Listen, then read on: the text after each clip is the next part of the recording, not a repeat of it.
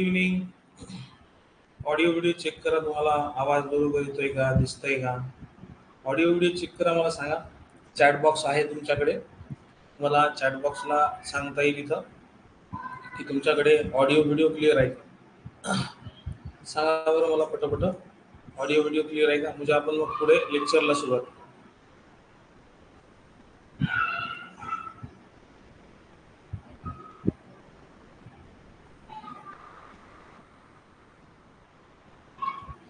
Kishore okay okay आहे, बहुत बढिया.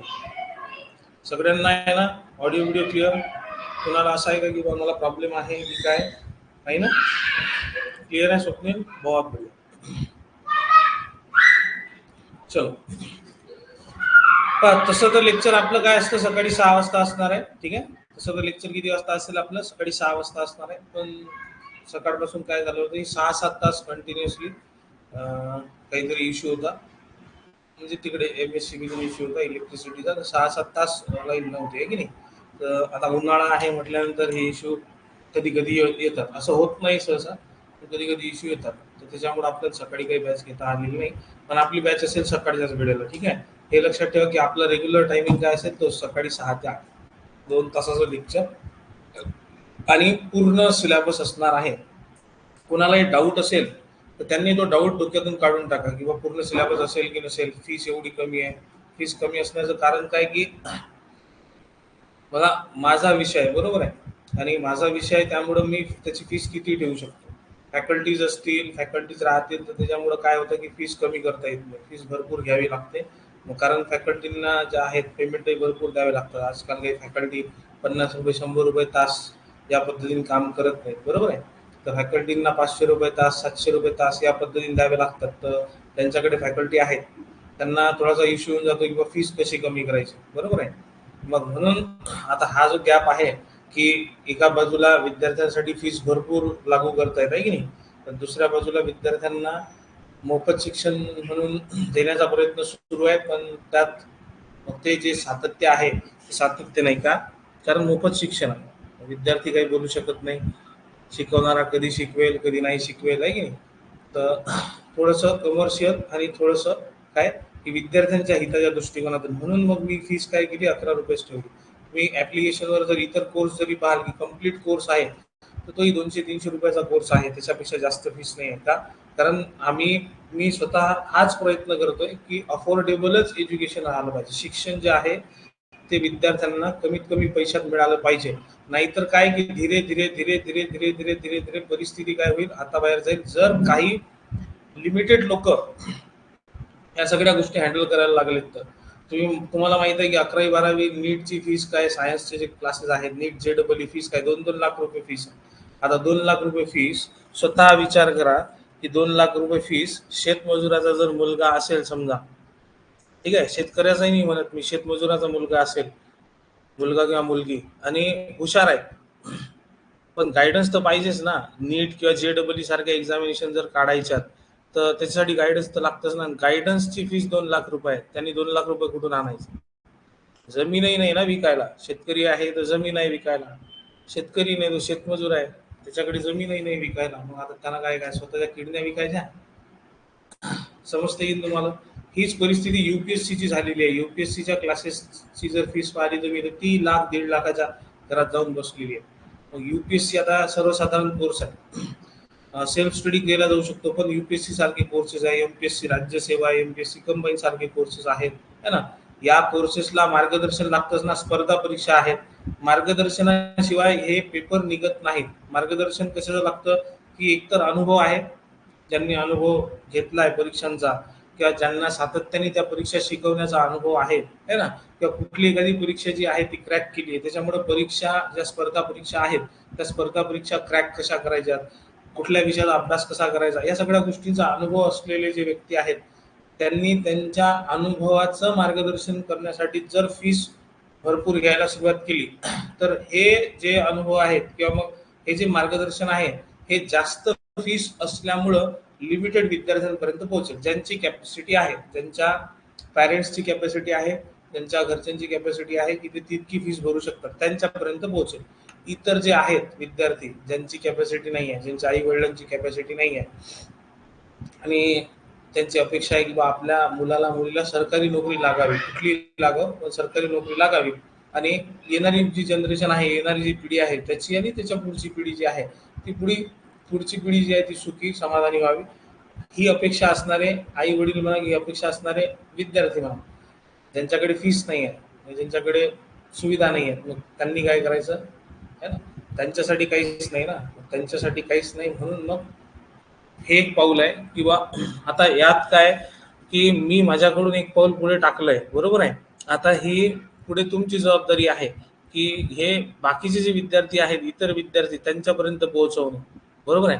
कारण याची जर मार्केटिंग करतो म्हटलं मी तर मार्केटिंगला जास्त खर्च यायचा, फीस फार कमी आहे है ना, आणि विद्यार्थी ऍडमिशन घेतील मार्केटिंग करून, तर मार्केटिंगला जास्त खर्च येतो तुम्हाला माहित आहे. तर मार्केटिंग न करता तुमची जबाबदारी असणार आहे आता ही, किंवा तुम्ही मॅक्झिमम विद्यार्थ्यांपर्यंत हे सगळं पोहोचवायचं आहे ना, आणि जास्तीत जास्त विद्यार्थ्यांना याच्यासोबत जोडून घ्यायचं, म्हणजे त्या विद्यार्थ्यांपर्यंत. आणि विशेष करून काय की तुम्हाला माहित असतं, आमच्यापेक्षा जास्त कोणाला माहित असतं, तुम्हाला माहित असतं की तुमच्या फ्रेंड सर्कलमध्ये तुमच्या मित्रमैत्रिणी किंवा त्यांचे मित्रमैत्रिणी यांच्यामध्ये कोण असा विद्यार्थी आहे की जो खरोखर गरजू आहे, हुशार आहे है ना, गरजू आहे. फक्त त्याचं कुठं थांबलेलं आहे की त्याची आर्थिक परिस्थिती नाही म्हणून तो चांगल्या क्लासला जाऊन तिथं मार्गदर्शन घेऊ शकत नाही है ना. मग तो चांगला क्लास त्याच्यापर्यंत जर एकदम कमी फीस मध्ये, म्हणजे नगण्य फीस मध्ये जर येऊन उभा राहत असेल, तर मग त्याच्यापर्यंत ती माहिती पोहोचण्याची जबाबदारी आपली होती. आपल्याला माहित आहे, आपण इतरांपर्यंत माहिती पोहोचणे ही जबाबदारी आपली होती, आहे की नाही. जशी मी माझी जबाबदारी समजून हा क्लास तुमच्यापर्यंत पोहोचवला, बरोबर आहे. आता ही जबाबदारी तुमची सुद्धा आहे की तुम्ही इतरांपर्यंत पोहोचवायचा, बरोबर आहे का. समजतंय की नाही मी काय बोलतोय. तर माझी जबाबदारी मी पार पाडतोय, बरोबर आहे.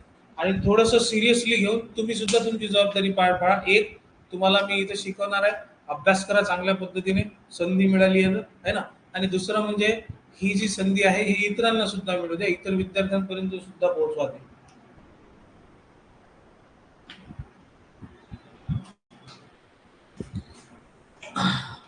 समजतंय की नाही मी काय बोलतो. तर प्रत्येकाला आपली जबाबदारी आहे ना, समाजात आपण राहतो तर समाजाला काहीतरी, समाजाचा आपण काहीतरी देणं लागतो, ही समाजाला काहीतरी आपण ते देणं लागतो, ती जबाबदारी कोणाची आहे, आपली आहे. तर ती पार पाडायची आहे तुम्हाला, मला, है ना, सगळ्यांना मिळून. ते एकमेकास सहाय्य करू, अवघे धरू सुपंत. माझ्याकडे जे आहे मी ते तुम्हाला देण्याचा प्रयत्न करतो, बरोबर आहे. तुमच्याकडून मी काही अशी अपेक्षा करत नाही पहिला पगार मला द्याल म्हणून तुम्ही है ना, असं काही होत नसते आणि अशी अपेक्षाही नाही. मी फक्त माझ्याकडून प्रयत्न करतोय की मॅक्झिमम विद्यार्थ्यांपर्यंत, गरीब विद्यार्थ्यांपर्यंत विशेष करून त्या सुविधा पोहोचवता आल्या पाहिजेत, ज्या सुविधांची खरोखर गरज आहे त्यांना, त्या परिस्थितीतून निघण्यासाठी है ना, त्यांची आणि पुढची पिढी सुधरवण्यासाठी, बस, बाकी काहीच नाही. चला, बोर व्हाल तुम्ही, आपण मुद्द्याकडे वळू.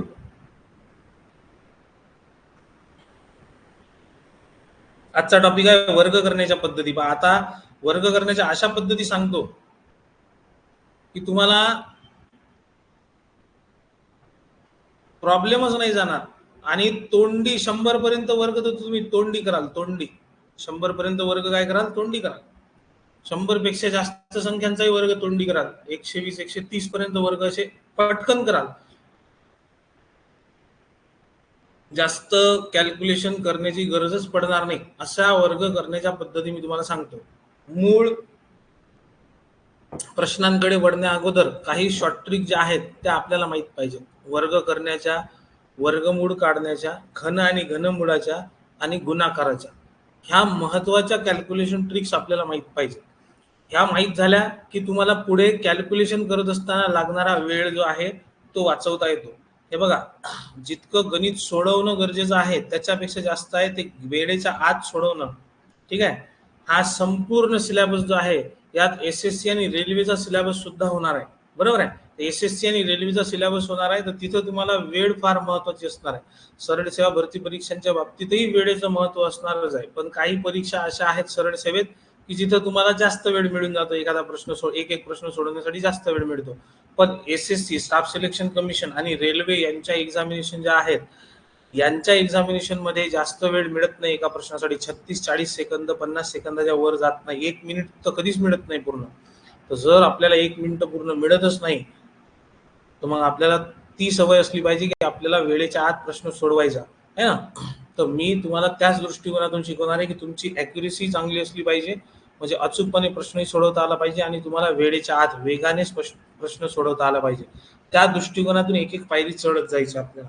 पहिली पायरी आहे आपली वर्ग करण्याची. कारण वर्गापासूनच सुरुवात का करून आले, कारण मी तुम्हाला ज्या मल्टिप्लिकेशनच्या ट्रिक्स शिकवणार आहेत, त्या ट्रिक्समध्ये तुम्हाला वर्ग करण्याच्या पद्धतींची गरज पडणार आहे गुणाकार करण्यासाठी. त्याच्यामुळे मी तुम्हाला पहिले वर्ग शिकवतोय आणि वर्ग करण्याच्या सगळ्यात सोप्या पद्धती मी तुम्हाला आज शिकवणार आहे. बरोबर आहे. ह्या सगळ्या गोष्टी तुम्ही लक्षात घेऊन घ्या. याच्या व्यतिरिक्त कुठल्याच पद्धतीचा वापर करण्याची गरज नाही. कारण तुम्हाला काही असं येत नाही की सांगा 3457चा वर्ग किती होतो. 3457चा वर्ग विचारत नाहीत आपल्याला. ठीक आहे.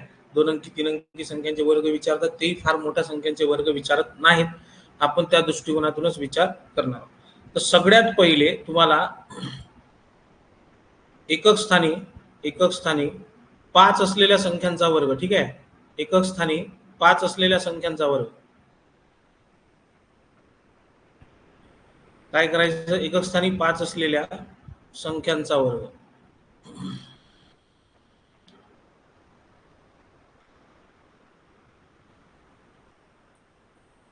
आता ही पद्धत जी आहे, ही पद्धत लक्षात घ्या.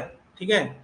कारण इथं तुम्हाला कॅल्क्युलेशन करत असताना सुद्धा याची गरज पडणार आहे. एकक स्थानी ज्या संख्यांच्या एकक स्थानी 5 आहे त्या संख्यांचा वर्ग कसा करायचा. उदाहरणार्थ बा तुम्हाला म्हटलं 25चा वर्ग करायचा. कितीचा वर्ग करायचा, 25चा वर्ग करायचा. फार सोपा आहे. एकक स्थानी 5 असलेल्या संख्यांचा वर्ग करत असताना काय करायचं, हा जो 5 आहे पहिले या 5चा वर्ग लिहून टाकायचा 25. 5चा वर्ग किती, 25. आणि मग उरलेली जी संख्या आहे, एकक स्थानचा 5 सोडून उरलेली जी संख्या आहे त्या संख्येला त्याच्या पुढच्या संख्येने गुणाकार करायचा. 2 उरले, 2चा गुणाकार 2च्या पुढच्या संख्येसोबत 3 सोबत, बेत्रिक 6 झाले 625. असो.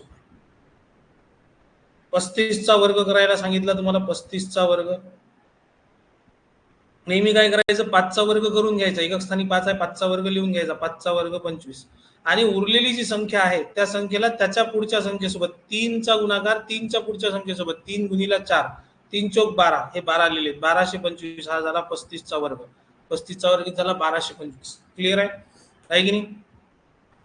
तुम्हाला म्हटलं की 75चा वर्ग करायचा. कितीचा वर्ग करायचा, 75चा वर्ग करायचा.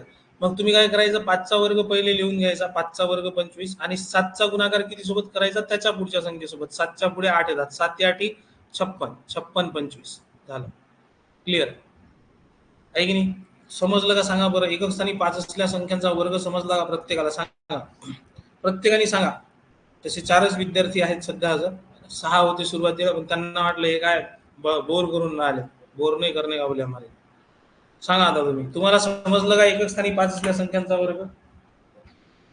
एकक स्थानी 5 असलेल्या संख्यांचा वर्ग करण्याची पद्धत समजली.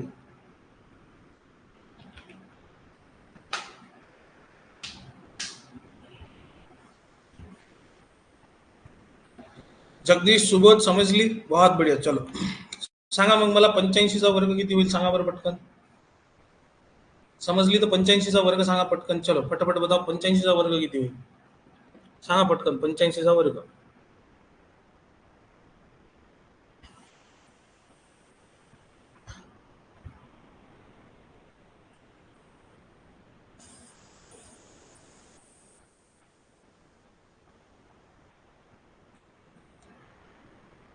किती. जगदीश सुबोध 72 25 करेक्ट आहे. 5चा वर्ग 25, 5चा वर्ग 25 आणि 8चा गुणाकार 9 सोबत 8 9 72. करेक्ट आहे. 72 25. बहुत बढिया. चला सांगा मला मग तुम्ही 105चा वर्ग सांगा बरं. 105चा वर्ग सांगा पटकन. 105चा वर्ग सांगा.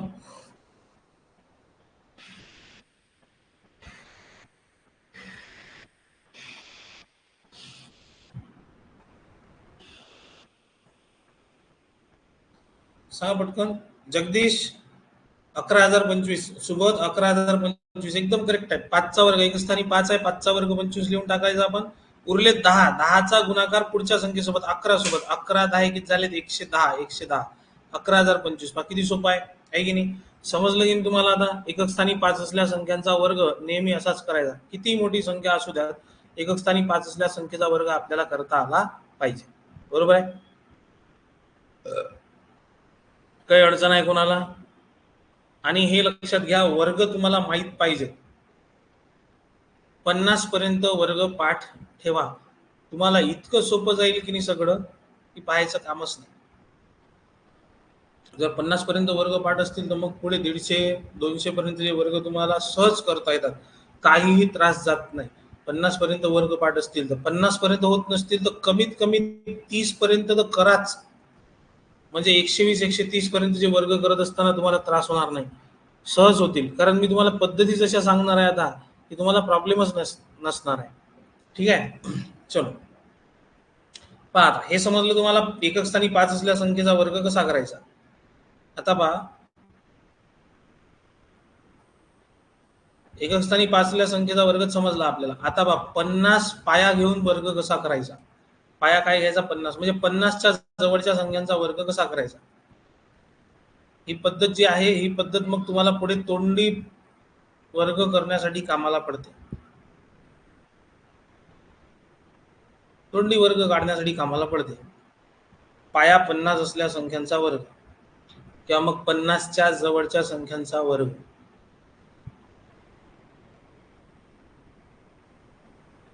काही म्हणा तुम्ही, 50च्या जवळच्या संख्यांचा वर्ग.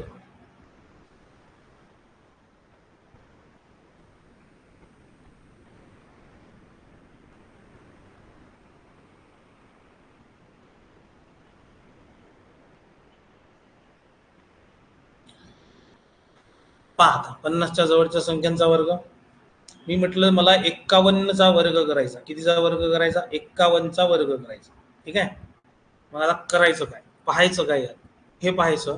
ही संख्या 50 पेक्षा मोठी आहे. ठीक आहे. 50 पेक्षा मोठी आहे तर कितीनी मोठी आहे, तर एक लक्षात घ्या. स्टेप सांगून देतो मी तुम्हाला, पुन्हा तुम्हाला हे सांगण्याची गरज पडणार नाही. पहिली गोष्ट, सगळ्यात पहिली, 50 पेक्षा 1 नी मोठी आहे म्हणून 1 चा वर्ग करायचा. 50 आणि 51 मध्ये कितीचा फरक आहे? 1 चा फरक आहे. 1 चा वर्ग करायचा. 1 चा वर्ग किती होतो? 1. पण आपल्याला नाही का 2 अंकी संख्या लिहायची असते म्हणून 0 1 घ्यायचा. हा 0 1 इथे लिहून टाका. हा 0 1 इथे लिहून टाका. संपलं. आता पुढे पुढे आहे की जेव्हा जेव्हा आपण असं गृहीत धरतो की आपण 50च्या जवळच्या संख्यांचा वर्ग करतोय, तेव्हा तेव्हा आपल्याकडं 25 हाताला असतात. हाताखाली 25 ठेवायचे नेहमी. जेव्हा जेव्हा तुम्ही 50 पाया घेऊन संख्यांचा वर्ग करतायत किंवा 50च्या जवळची संख्या आहे, आपण पाया 50 घेऊ आणि मग त्याचा वर्ग करू तोंडी करण्यासाठी, तर मग तुम्ही 25 हाताखाली ठेवायचे आणि या 25 मध्ये तुम्हाला बेरीज करायची. कारण ही संख्या 50 पेक्षा मोठी आहे. कारण ही संख्या काय? 50 पेक्षा मोठी आहे. तर तुम्हाला 25 मध्ये बेरीज करायची. कितीची बेरीज करायची? या 1 ची. उरलेला जो 1 आहे या 1 ची बेरीज करायची. 25 आणि 1 26. 25 आणि 1 26. आणि हा 26 जो आहे हा लिहून टाकायचा. 26 जो आहे तो काय करायचा? लिहून टाकायचा. झालं. काय केलं आपण? 50 आणि 51. 50 पाया आहे आपला, 51 ही संख्या जिचा वर्ग करायचा. 50 आणि 51 मध्ये फरक किती आहे? 50 आणि 51 मध्ये कितीचा फरक आहे? 1 चा फरक आहे. त्या 1 चा वर्ग केला 0 1, तो शेवटी 2 अंक लिहून टाकले. आणि 25 मध्ये त्या 1 ची बेरीज केली, जो फरक आहे त्याची 26. 26 पुढे लिहून टाकले. तसंच तुम्हाला जर म्हटलं की 52 चा वर्ग करायचा, तुम्ही काय म्हणाल? 52 चा वर्ग करायचा तर 50 आणि 52 मध्ये 2 चा फरक आहे सर. मग मी 2 चा वर्ग करतो, तो 4 होतो. मी 0 4 लिहिणार आहे. ठीक आहे. 2 अंकी संख्या मला पाहिजेच असते.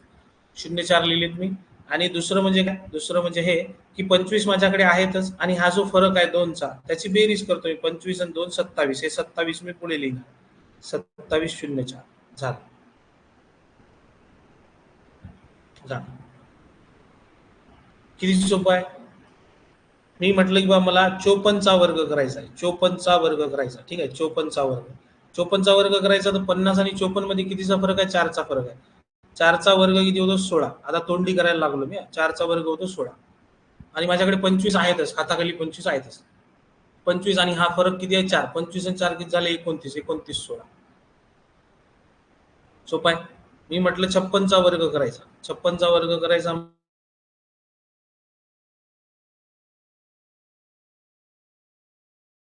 माझ्याकडे आहेतच 25 आणि हे 6, 25 आणि 6 किती झालेत 31, 31 36. पहा किती सोपं आहे ना?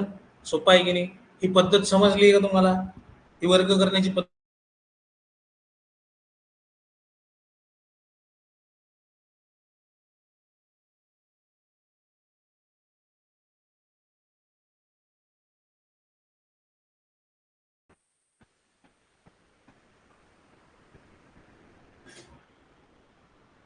आहे ना? सुबोध समजली आहे?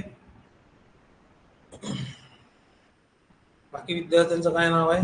शुभम, प्रीतम, बोला. लेक्चर अडकलं होतं.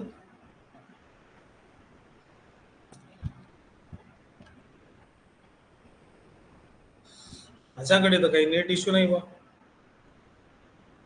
वायफाय आहे माझ्याकडे तर.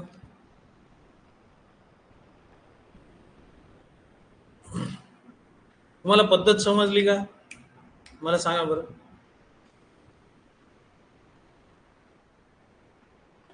तुम्हाला पद्धत समजली का सांगा बरं.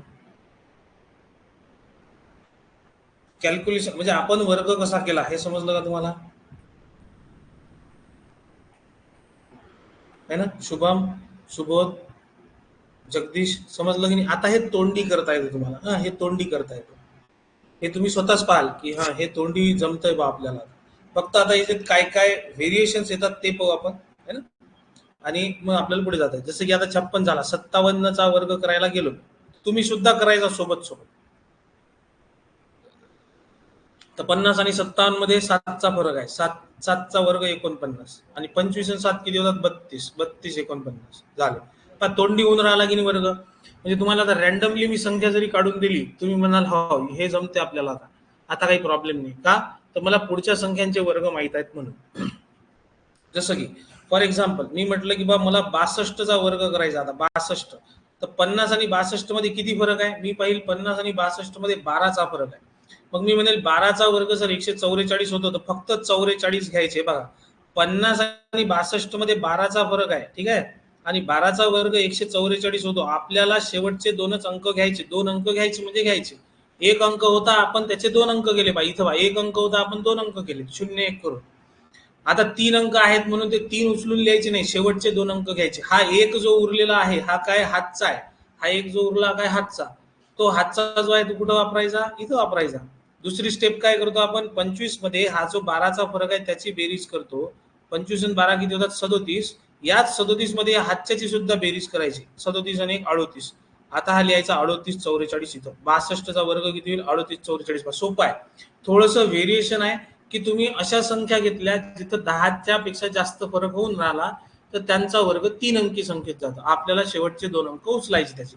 जसं की आपण म्हटलं 62. आता 57 पर्यंत काय होतं? 7चा वर्ग, 8चा वर्ग, 9चा वर्ग, दोन अंकी संख्या यायची. आपण दोन अंकी संख्या आली तर तशी लिहितो.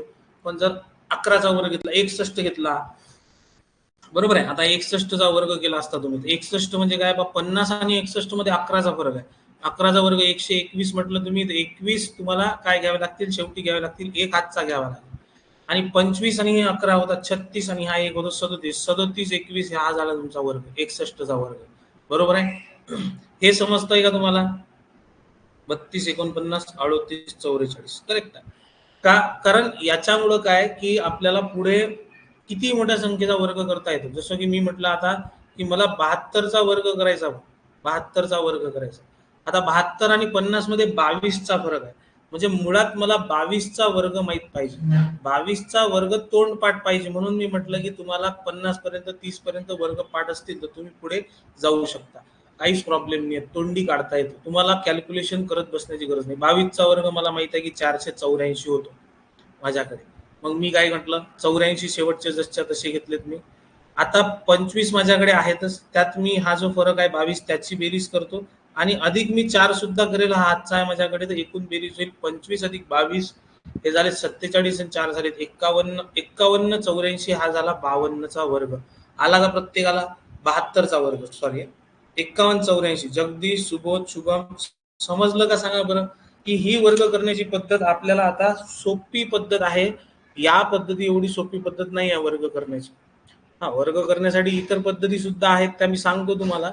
कॅल्क्युलेशन मेथड सुद्धा आहे, गुणाकाराची पद्धत सुद्धा आहे, ती सुद्धा सांगतो मी तुम्हाला. पण ही पद्धत तुम्हाला समजली का?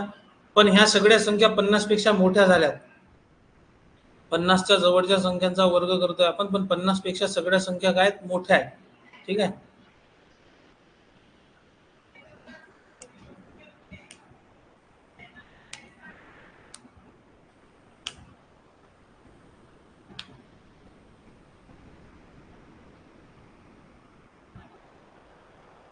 तर सुबोध वर्ग पाठ करा, 30 पर्यंत तरी ऍटलिस्ट करा. हे बा 30 पर्यंत तरी करा. कशासाठी? आपला स्पीड वाढवण्यासाठी. पेपर काढायचा की नाही आपल्याला.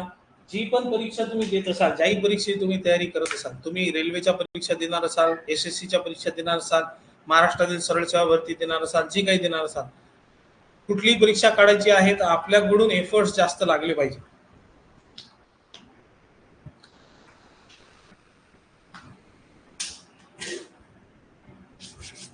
आपल्याकडून जितके एफर्ट्स जास्त लागतील तितके जास्त चान्स राहतील.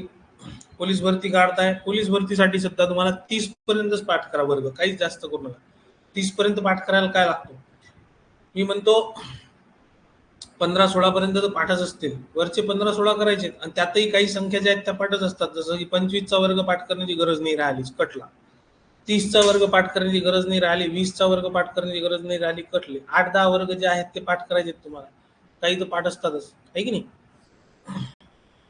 हे झाल्यात 50 पेक्षा मोठ्या संख्या. आता जर संख्या 50 पेक्षा लहान असेल, 50च्या जवळच असेल, पण 50 पेक्षा लहान असेल, तर मग काय करा?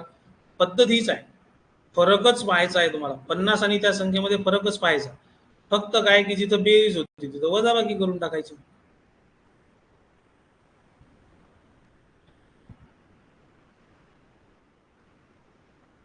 काय सांगतो मी तुम्हाला काय करायचं.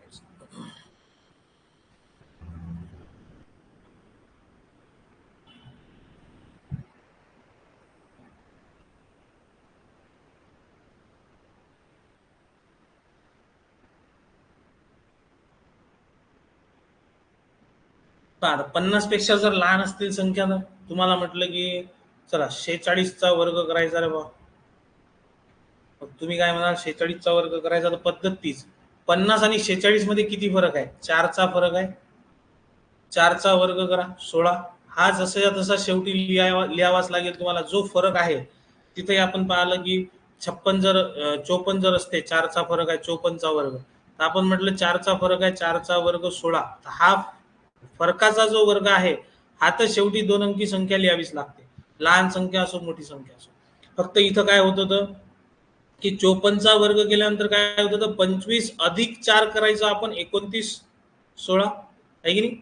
आता इथं ही संख्या लहान आहे, 46 हे 50 पेक्षा लहान आहे, म्हणून हे 25 जे आपल्याकडे आहे त्यातून 4 वजा करायचे, 21 16 होतील. किती होतील? 21 16.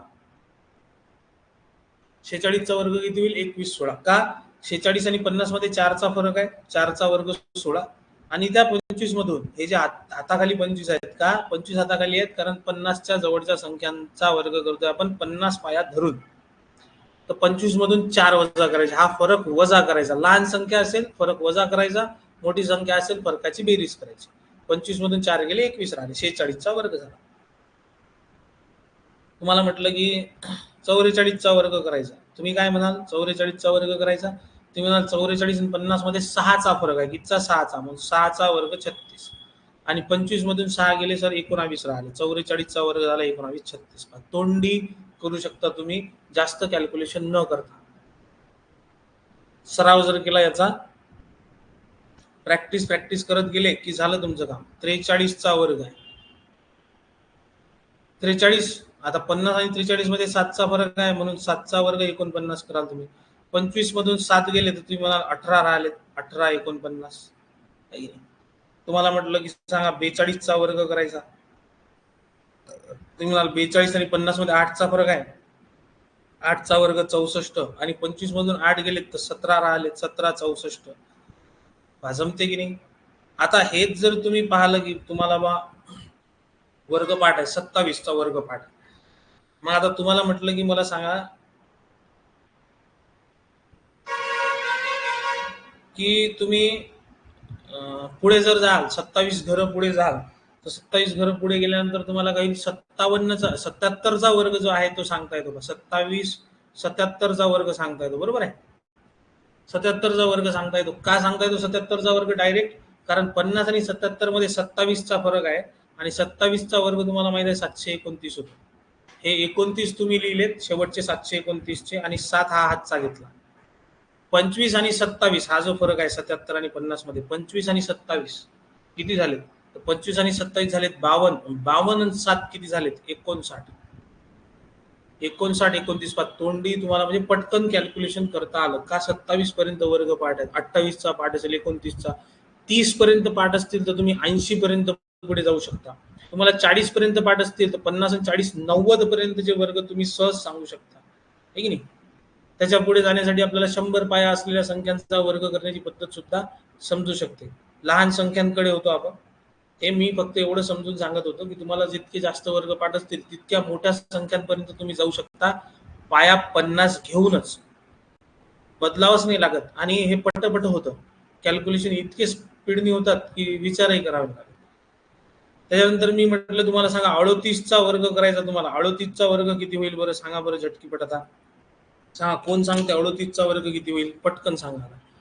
तुमच्याकडे मी सगळ्या बेस जो आहे तो दिलाय. 38चा वर्ग कोण सांगतो?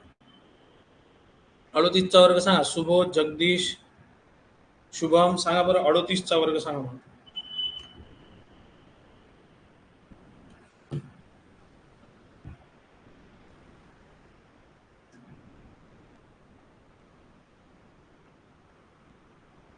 पटकन एकदम, कारण मी तुम्हाला स्पीडनी याच्यासाठी शिकवतोय.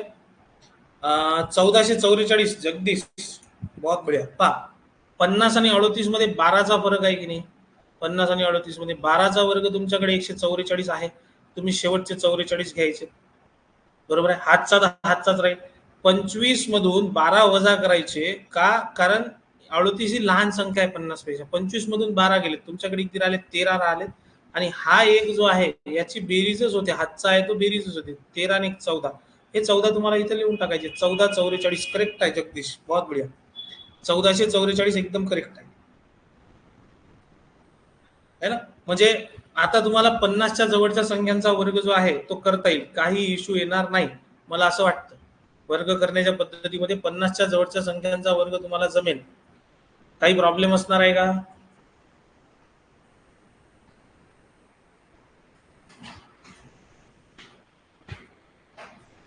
काही प्रॉब्लेम असणार आहे का कोणाला? बोल सांगा पटकन. आता समजलं का तुम्हाला? हे 50च्या जवळच्या संख्यांच्या वर्ग करण्याच्या पद्धती समजल्या का?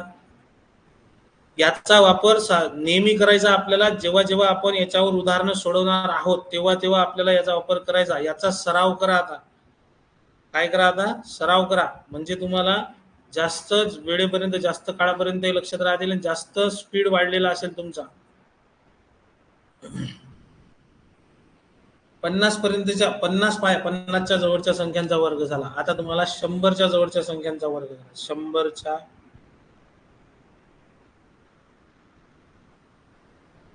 जवळच्या संख्यांचा वर्ग.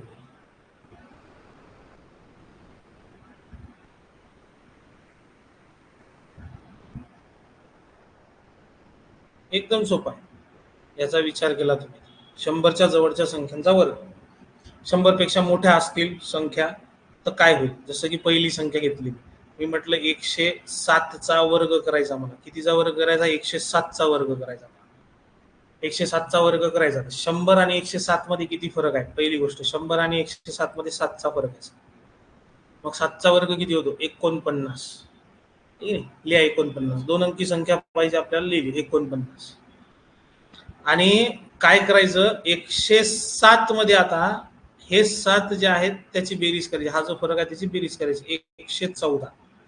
107 मध्ये 107 मध्ये 7 ची बेरीज करायची. 114 हे 114 इथे लिहायचे. हा झाला वर्ग.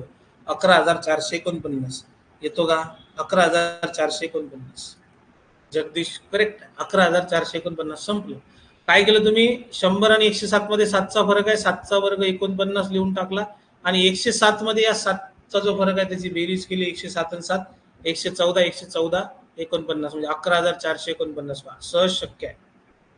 तुम्हाला म्हटलं की बा 109चा वर्ग करायचा, मग तुम्ही काय म्हणाल, 9चा 109 आणि 100 मध्ये 9चा फरक आहे, 9चा वर्ग 81 आणि 109 अधिक 9 किती होतात, ते 109 अधिक 9 होतात 118 झाले, 11,881 झाला वर्ग, संपलं.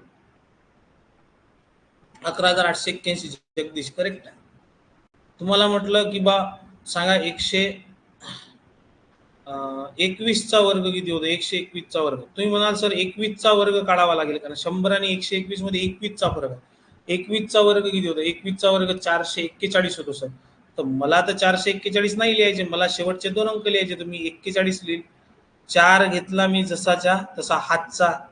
121 मध्ये 21 ची बेरीज केली तर 121 आणि 21, आता ह्या बेरजा तोंडी आल्या पाहिजेत आपल्याला.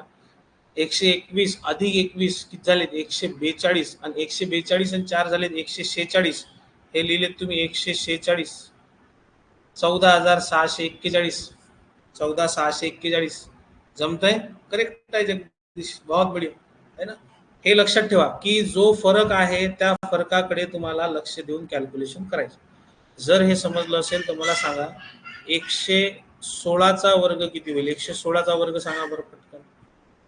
100च्या जवळची संख्या 116चा वर्ग सांगा, पटकन सांगा, सगळ्यांनी सांगण्याचा प्रयत्न करा, एकाने सांगा असं नाही आहे, एकटे जगदीश सांगताय, बाकी सगळ्यांनी सांगा 116चा वर्ग, बाकी सगळ्या विद्यार्थ्यांनी सुद्धा सांगा 116चा वर्ग.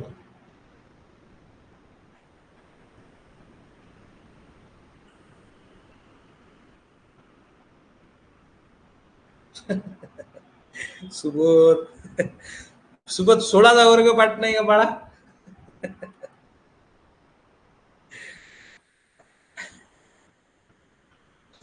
ठीक आहे ना, 16चा तो पाठ असेल की नाही. जगदीश किती आला, 13,556, भावना 13,456, 116 आणि 16 मध्ये 100 मध्ये 16चा फरक आहे, 16चा वर्ग केला, 16चा वर्ग 256, मला 56च घ्यायचे, 2 अंकी संख्याच घ्यायची, तर शेवटचे 2 अंक 56 घेतले, 2 हा हातचा येईल, मग बा 116 आहेत आपल्याकडे पहिली संख्या, अधिक 16चा फरक आहे, 16 मिळवले त्यात, हे झाले 116, 16 किती झाले 32, 132, 132 आणि हा हातचा, याची बेरीज 132 आणि 2 134, 134 लिहून टाकायचे तुम्हाला इथं, 13,456 किती आले, भावना करेक्ट आहे, 13,456 है ना, एकदम बरोबर. मला सांगा 113चा वर्ग सांगा बा, चला 113चा वर्ग सांगा. सुबोध 13चा वर्ग पाठ असेल की नाही?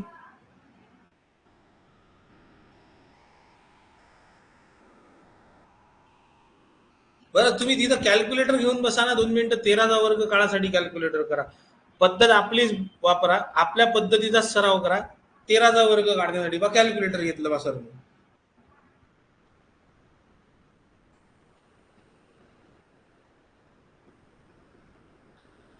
किती आलं?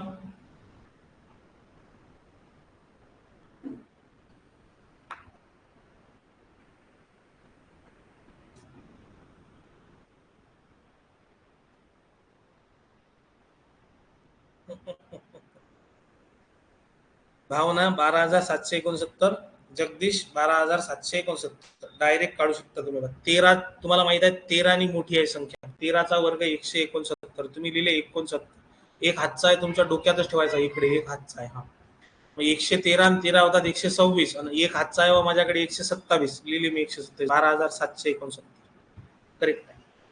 पण हे झालं की बा संख्या जर 100 पेक्षा मोठ्या आहेत तर तुम्ही बेरीज करायला पुढे जाताय, बरोबर आहे.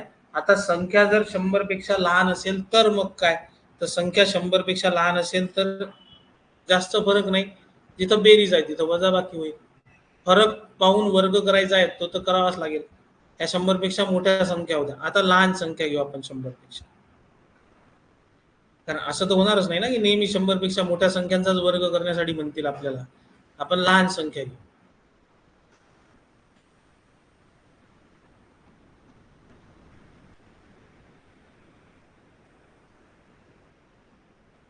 चला आपण म्हटलं की बा आपल्याकडे 96 आहे, 96चा वर्ग करायचा 100 पेक्षा लहान आहे, तर मग पहिला प्रश्न तोच की 100 पेक्षा 96 किती लहान आहेत? तर 100 पेक्षा 96 4 नी लहान आहेत. 100 आणि 96 मध्ये किती फरक आहे? 4चा फरक आहे. मग 4चा वर्ग किती? 16. हा जसाच्या तसाच लिहायचा, 2 अंकी संख्या आहे तर जसच्या तशी लिहायची 16. आणि दुसरं काय होतं, 96 मधून हे 4 वजा करून टाकायचे, झाले तुमच्याकडे 92. 92 16. हा फरक जो आहे तो वजा करायचा. वजा का करायचा? आतापर्यंत सर बेरीज करत होतो, आता वजाबाकी याच्यासाठी करायची कारण ही संख्या 100 पेक्षा लहान आहे म्हणून. तो फरक जो आहे त्याचा वर्ग करायचा, त्या वर्गाला शेवटी लिहायचं. हे तर आपल्याला पहिल्या ठिकाणी होतं की वर्ग मोठी संख्या असेल तरी तिथं आपण तेच करत होतो की फरक काढायचो, त्याचा वर्ग घ्यायचो, वर्गातील शेवटचे 2 अंक आपण संख्येचे उत्तराचे शेवटचे 2 अंक म्हणून लिहायचो. इथंही तसंच की 96 आणि 100 मध्ये 4चा फरक आहे, 4चा वर्ग 16 शेवटी लिहावा लागेल आपल्याला. फक्त 96 मधून आता हा फरक जो आहे तो वजा करायचा, 96 वजा 4 92 होतील. सम ठीक आहे. मग इथं तुम्हाला म्हटलं की सांगा 93चा वर्ग किती? मग तुम्ही काय म्हणाल सर, 100 आणि 93 मध्ये 7चा फरक आहे म्हणून 7चा वर्ग 49. 2 अंकी संख्या आहे, मी 2 अंकी संख्या इथे शेवटी लिहून टाकणार आहे 2 अंक. आणि 93 मधून मला हा जो फरक आहे 7 हा वजा करायचा, ते किती होतात? 86. तर 86 49 हे आलं उत्तर आपलं. 93चा वर्ग किती आला? 86 49. आहे की नाही? क्लिअर आहे की नाही? भावना करेक्ट आहे, भावना जगदीश करेक्ट आहे, दोघांचं एकदम बरोबर आहे. हे समजलं का तुम्हाला? आहे ना? समजलं तर मग मला हे सांगा की 92चा वर्ग किती होईल सांगा बरं. 92चा वर्ग सांगा.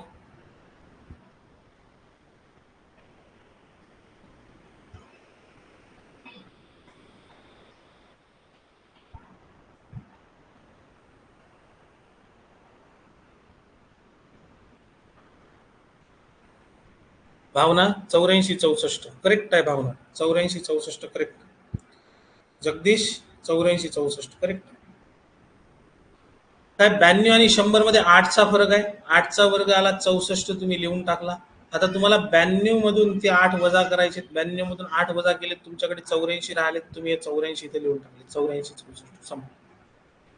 मला सांगा 89चा वर्ग किती होईल हो सांगा बरं. 89चा वर्ग सांगा बरं, कोण सांगते करेक्ट एकदम 100% बरोबर, कोण सांगते 89चा वर्ग?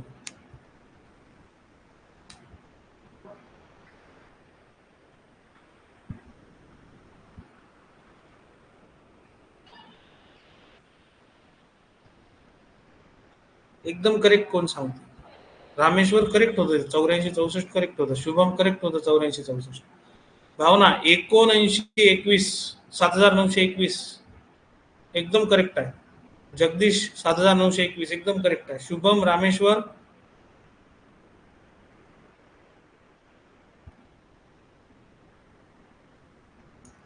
काय 89 आणि 100 मध्ये कितीचा फरक आहे? तर 89 आणि 100 मध्ये तुम्हाला फरक मिळाला असेल 11चा. तुम्ही 11चा वर्ग केला 121 आले.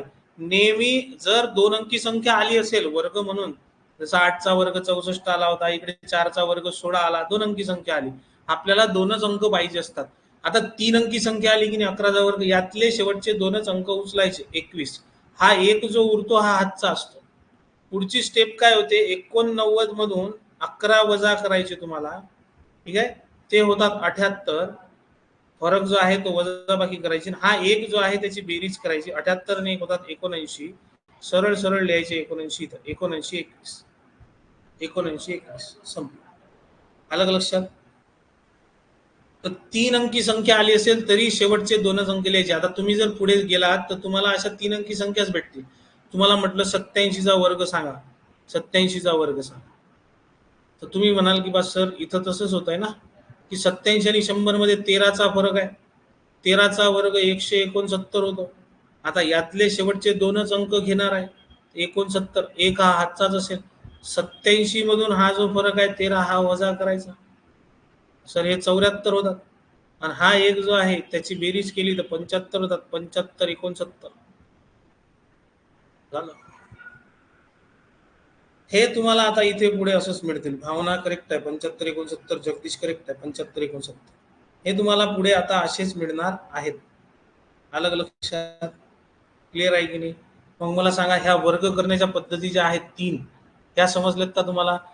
एकक स्थानी 5 असलेल्या संख्येचा वर्ग करणे, 50च्या जवळच्या संख्यांचा वर्ग करणे आणि 100च्या जवळच्या संख्यांचा वर्ग करणे. मग 100 पेक्षा मोठ्या असो, 100 पेक्षा लहान असो, 50च्या जवळच्या संख्या 50 पेक्षा मोठ्या असो, 50 पेक्षा लहान असो आणि 5 एकक स्थानी असलेल्या संख्यांचा वर्ग. हे समजलं तुम्हाला?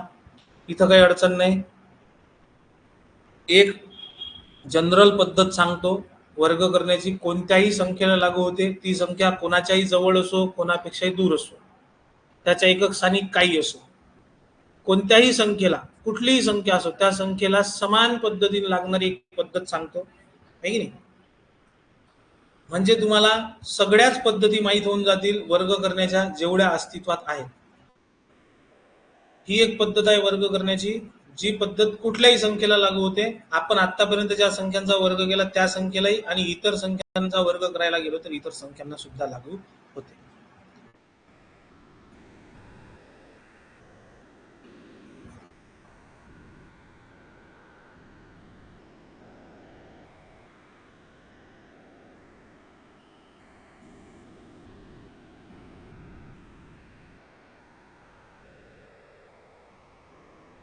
पहा, मी म्हटलं की मला करायचा आहे 36चा वर्ग.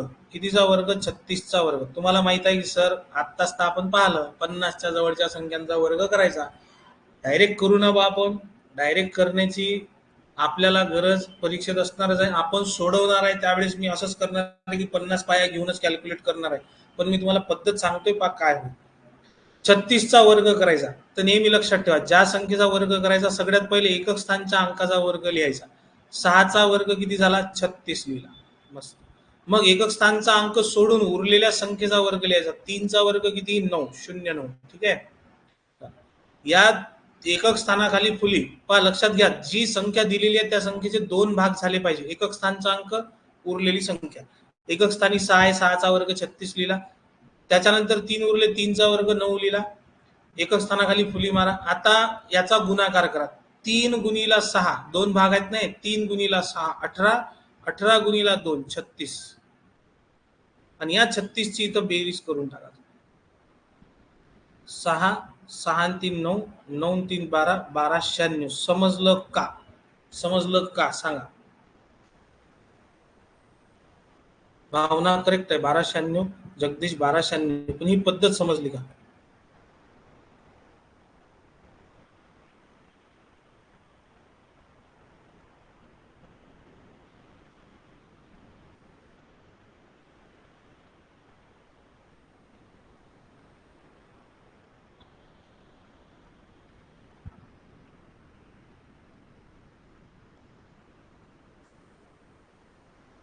पद्धत समजली का?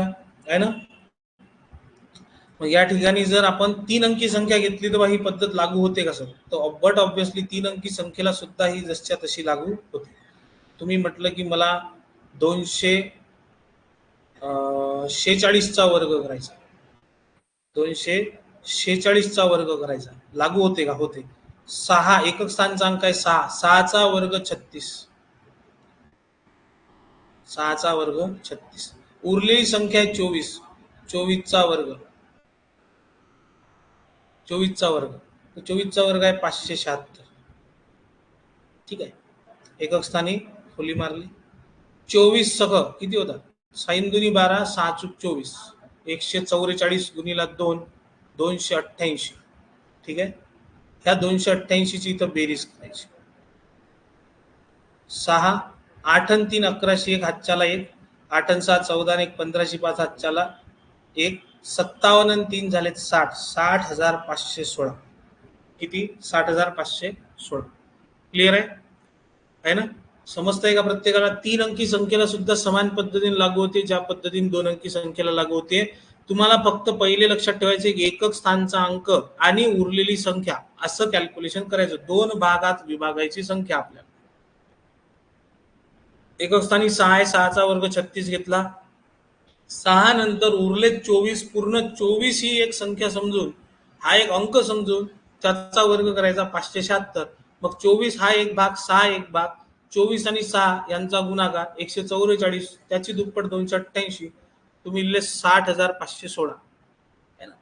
फक्त तुमचा कॅल्क्युलेशनचा स्पीड जो आहे तो चांगला असेल तर तुम्हाला याचं उत्तर देता येतं, अन्यथा तुम्हाला याचं उत्तर देता येणार नाही जर कॅल्क्युलेशनचा स्पीड चांगला नसेल तर, आहे की नाही.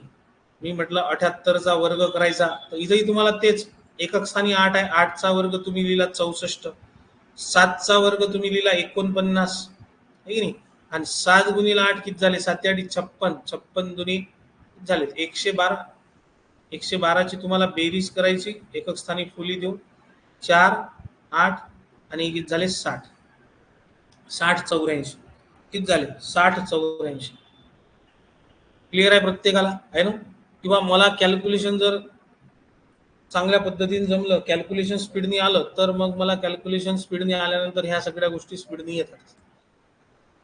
आणि कॅल्क्युलेशन कसे करायचे स्पीडनी, कॅल्क्युलेशन करत असताना काय संख्या कशा बदलायच्या, कारण आपण प्रत्येक वेळेस जशी संख्या दिलेली आहे तशी जर घेत बसलो तर आपले कॅल्क्युलेशन जे आहे ते वेळ खातात.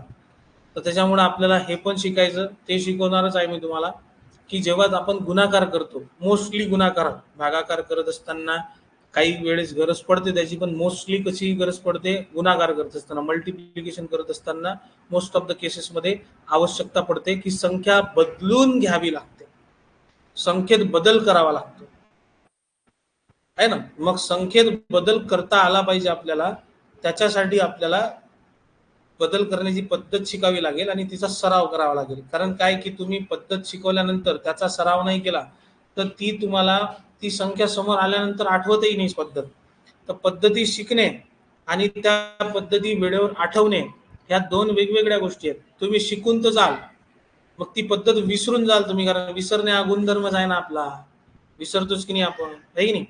मग ती विसरायला नको पद्धत म्हणून तुम्हाला काय करावं लागेल, त्या पद्धतीचा जास्त सराव करावा लागेल. गुणाकार आपण सर्वसाधारण पद्धतीने आतापर्यंत करत आलो, ट्रॅडिशनल पद्धतीने तुम्ही गुणाकार करत आला, पारंपरिक पद्धतीने गुणाकाराची पद्धत तुम्ही आतापर्यंत वापरत आला, 5व्या वर्गात शिकला असाल गुणाकार करायला, ठीक नाही. तर 5व्या वर्गापासून तुम्ही आतापर्यंत त्याच त्या पद्धतीने गुणाकार करत आलात. तर इतक्या वर्षाचा सराव आहे त्या पद्धतीचा, तो सराव मोडून दुसरी पद्धत, म्हणजे दुसरी पद्धत जी आहे त्या पद्धतीचा सराव, म्हणजे ती पद्धत आपल्याला आत्मसात करायची असेल तर तिचा जास्त सराव करावा लागेल. कारण ह्या 10-12 वर्षात तुम्ही एकाच पद्धतीचा अभ्यास केला, एकाच पद्धतीचा सराव केला, तर ती मोडून काढण्यासाठी तुम्हाला कमी वेळेत जास्तीत जास्त सराव नवीन पद्धतींचा करावा लागेल. ठीक आहे, आज मी इथं थांबतो. वर्ग करण्याच्या पद्धती आपल्या संपलेल्या आहेत. लेक्चर आपले सकाळी 6 वाजताच राहणार आहे, तिथं काही बदल होणार नाही. रविवार आहे, उद्या सुट्टी असणार आहे ना. सोमवारी सकाळी 6 ते 8 लेक्चर असेल आणि महत्वाचं लेक्चर असेल. तर हे सगळे लेक्चर तुमचे आता महत्वाचेच होणार आहेत, 2-2 तासाचे लेक्चर्स राहतील. ठीक आहे, आज आपलं इंट्रोडक्शनही होतं, है ना, माझी तुमची ओळखही होती आणि आपल्याला एक टॉपिक संपवायचा होता. तर वर्ग करण्याच्या पद्धती हा टॉपिक आपण संपवलेला आहे. ठीक आहे, आता उद्या सोमवारी ज्यावेळेस मी घेईल त्यावेळेस तुम्हाला 3 टॉपिक एकत्र राहतील, वर्गमूळ काढण्याची पद्धत, घन करण्याची पद्धत आणि घनमूळ काढण्याची पद्धत. खतम, म्हणजे तिथं आपले ते टॉपिक संपेल. मग मी मल्टिप्लिकेशन कडे जाईल, मल्टिप्लिकेशनच्या भरपूर पद्धती आहेत, त्यांचा अभ्यास करायचा आपल्याला, आणि मग आपण चॅप्टर्स कडे जाऊ. ठीक आहे, तर ह्या 3-4 गोष्टी संपल्या की आपण चॅप्टर्स कडे जाणार आहोत. मग आपल्याला चॅप्टर्स आणि मग प्रश्न या सगळ्या गोष्टींवर भर द्यायचा. क्लिअर आहे प्रत्येकाला, आलं का लक्षात, आहे ना. आणि जितक्या विद्यार्थ्यांपर्यंत तुम्हाला पोहोचवता येत असेल जास्तीत जास्त विद्यार्थ्यांपर्यंत पोहोचवा, त्यांनाही याचा फायदा घेऊ द्या. बरोबर आहे, मी माझ्याकडून प्रयत्न करतोय, तुमची सुद्धा थोडीशी जबाबदारी लागते. तुम्ही सुद्धा प्रयत्न करा मॅक्सिमम विद्यार्थ्यांपर्यंत पोहोचवण्याचा, जेणेकरून त्यांना कमी फीसमध्ये ही जी फॅसिलिटी आहे ती मिळाली पाहिजे. ठीक आहे, क्लिअर आहे प्रत्येकाला, चालायचं. चलो,